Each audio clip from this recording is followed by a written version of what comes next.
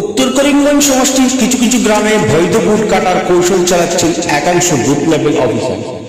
তার বিরুদ্ধে সোচ্চার হলেন সৈয়দপুর গ্রামের সমাজসেবী প্রতিবাদী খন্ড জাকির হোসেন। সমষ্টির সৈয়দপুর, তিলাইয়া, সন্দরপুর গ্রামে বিভিন্ন বুথ কেন্দ্রে অবৈধ ভোটার সংযোজন হয়েছে বলে বিপাশা দাস নামে যে মহিলা অভিযোগ তুলেছেন তা সম্পূর্ণ কাল্পনিক, ভিত্তিহীন, মিথ্যা বলে স্মারকপত্রে উল্লেখ করেছেন জাকির হোসেন। আজ এক সাংবাদিক সম্মেলন আহ্বান করে বুট কাটার ফন্দির কথা তুলে ধরলেন জাকির। বৈধ অধিকার খর্ব হলে প্রয়োজনে এ বিষয়ে আইনের দ্বারস্থ হওয়ার হুমকি দিয়েছেন জাকির হোসেন। অযথা নাগরিক হয়রানি যাতে না হয় এ বিষয়ে জেলা কমিশনারের হস্তক্ষেপ কামনা করা হয়েছে স্মারকপত্রে। কংগ্রেসের সমালোচনা করে জাকির জানান, নাগরিকরা যখন বুট কাটার ভয়ে আতঙ্কিত আর কংগ্রেস নেতারা দিশপুরের টিকিট ক্রয়ে ব্যস্ত। বিস্তারিত আপডেটের জন্য আমাদের সাথে থাকুন। জানাই যে আমার ডাকে সাড়া দিয়ে আসার জন্য। বিশেষ করে গত কইল আমার নজরে একটা বিসঙ্গতি দেখা দিছে। আমি একটা খবর পাই, সূত্রে খবর পাইছি যে আমার উত্তর করিমগঞ্জ কনস্টিটুয়েন্সির মধ্যে বিভিন্ন প্রান্তে ভোট ডিলেট করার জন্য একটা প্রস্তুতি চলছে। ইন দ্য মিন টাইম আমি খবর শুনিয়া আমি জায়গা ডিস্ট্রিক্ট লাইব্রেরিতে যাই, উপস্থিত হওয়ার পরে আমার কিছু বিওলকগুলোর লগে আমার পরিচিত আছে। পরিচিত বিওলকগুলোর কাছ থেকে আমি কিছু জিনিস তথ্য কালেকশন করতে গিয়ে তখন ইলেকশন অফিসের স্টাফের নজর পড়ে। সেই নজরের পরিপ্রেক্ষিতে আমি এখানে যেহেতু আমার অফিসিয়াল স্টাফ ছাড়া আদার্স এলাও না, আমি বাইরে যাই।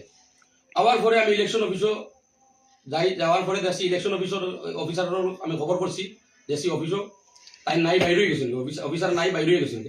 বাইরে হয়ে যাওয়ার পরে আমি এই চার্জে যে এডিসি সাহেব আছেন তার লগে আমি কন্ট্যাক্ট করার চিন্তাধারা করছি। এরপরে সরাসরি গিয়ে আমি ডিস্ট্রিক্ট লাইব্রেরির সামনে দাঁড়িয়ে পাইছি, পাইয়াও কথা কইছি যে এই ধরনের পরিস্থিতিটা দেখিয়া যে এটা কতটুকু সত্য মিথ্যা আমি যাচাই করছি। যাচাই করার পরে আমার এডিসি স্যারের তরফ থেকে আমার কাছে আমি যে রিপ্লাইটা পাইছি যে এটা হইল টোটাল একজন মানুষের কমপ্লেন করছে। প্রত্যেক এলাকাতে এটা কমপ্লেন হয়েছে যে বিশেষ করে মুসলিম অধ্যুষিত এলাকা যেগুলো আছে বা বুথ সেন্টার যেগুলো আছে, প্রত্যেকটা সেন্টারও সাসপেক্টেড ভোটার বা এই ধরনের একটা জোর ভিত্তিতে ভোট কর্তন করার একটা প্রক্রিয়া চলছে। তখন আমি জিজ্ঞাসা করার পরে আমি যে তার কাছ থেকে যে সদুত্তরটা পাওয়ার আশা করছিলাম যে এটা আমার মনের স্যাটিসফাই না হওয়ার কারণে আজকে আমি অফিসিয়ালি ডিসি সাহেবের কাছে আমি কমপ্লেন দিতে বাধ্য হয়েছি।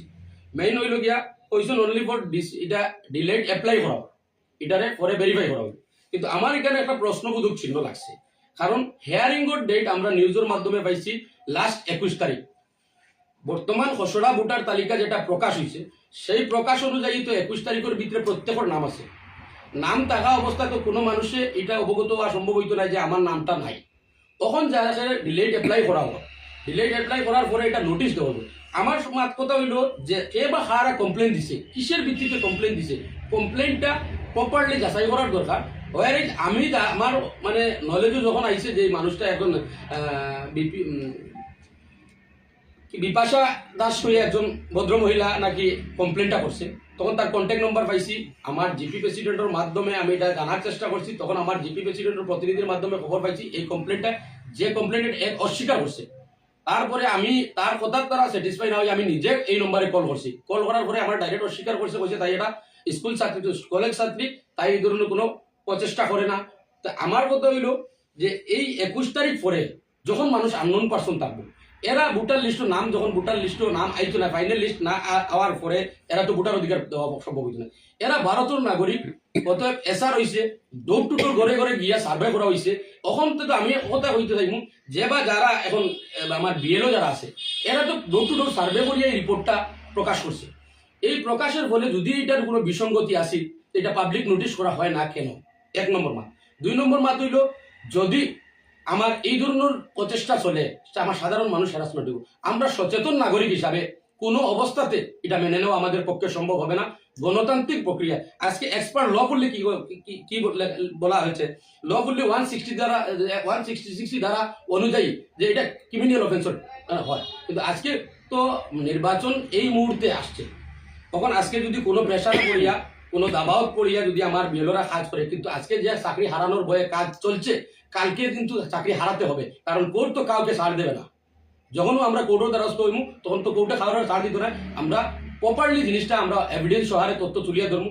আর বিশেষ করে আমি সরকারের কাছে আমার একটা অনুরোধ থাকবো, আমার জেলা উপায়ুক্তর কাছে একটা অনুরোধ থাকবো যে বুট এটা হলে আমরা বুটের প্রত্যেকের রাইটস আছে, এজ এ জেনুইন ভোটার যারা আছে এরা যদি এই ধরনের প্রচেষ্টা করা হয় বা এই ধরনের মানে ভোটাধিকার প্রয়োগ করা থেকে বঞ্চিত রাখা হয়, যে আমরা সুষ্ঠু সমাজ কোনো অবস্থাতে মানিয়ে নেওয়া সম্ভব হবে না।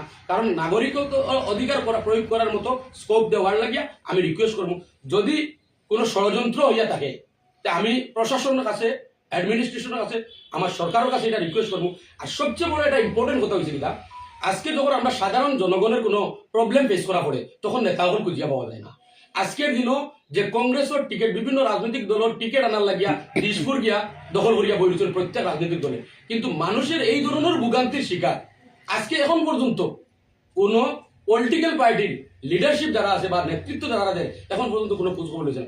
যখন আগ খাটিয়ে যাওয়ার পরে আমরা যত ধরনের প্রয়াস চালাই না কেন, আমরা এই সময়ের ভিতরে কিন্তু সমস্যা সমাধান করা সম্ভব হবে বলে আমার সন্দেহ। তো একটা কথা আমি রেফারেন্স সহারে টানতে চাইলাম, কারণ যখন আমরা ডিলিমিটেশনটা হয়েছে, ডিলিমিটেশনটা হওয়ার পরে দেখা গেছে কিনা আগের দিন ডিসি মহোদয় ট্রান্সফার করার দিন ডিলিমিটেশনটা প্রকাশ করা হয়েছে, তখন আমরা করার মতো কোনো স্কোপ থাকছে না। এই ধরনের যে প্রবলেম যেগুলো আছে, এটা যদি কেউ বা কারা যদি এগুলা ন্যারো মাইন্ডেড রাজনীতি করার ইচ্ছা থাকে, এটা থেকে বিরত থাকার লাগে আমি চেষ্টা করবো, আমি অনুরোধ করবো। ওয়ার প্রত্যেক মানুষ সরকারের পক্ষে ভোট দেওয়ার মতো একটা স্কোপ আছে বর্তমান পরিস্থিতি, কারণ মানুষের কথা মানে অনুভব করে নিছে যে সরকার, আসাম সরকার আবার রানিং সরকার থাকবে। তো মাইনরিটি মানুষগুলো আমি একটা জিনিস আজকের দিনও বলতে চাইলাম যে ঐতিহাসিক মাইনরিটি ভোট আজকের এই আগামী বিধানসভা নির্বাচনও গভর্নমেন্টের পক্ষে যাইব। যদি গভর্নমেন্টের পক্ষ থাকিয়া এই ধরনের সহযোগিতা না করা হয়, কিন্তু মানুষের লগে এটা কোনো অবস্থায় মানুষ সুষ্ঠু সমাজ মানিয়ে নিতে পারতো না। তথাপি আমি সরকার বাহাদুরের কাছে আমার দৃষ্টি আকর্ষণ, আমার ডিসি মহোদয়ের কাছে, আমার ইলেকশন অফিসারের কাছে, আমার মানে যারা নেতৃস্থানীয় লিডারশিপ আছে প্রত্যেকের কাছে, যে এটা কিন্তু পাবলিকের জ্বলন্ত সমস্যা। সেই সমস্যার জন্য সবাই দলমত নির্বিশেষে এগিয়ে এসে আমরা এই মানুষের সমস্যা সমাধান কিভাবে করা সম্ভব হয় তাই বলিয়ে সবার আহ্বান করছি যে আমরা এটা সারা সহযোগিতা সমাধান করার জন্য। ধন্যবাদ সবাইকে।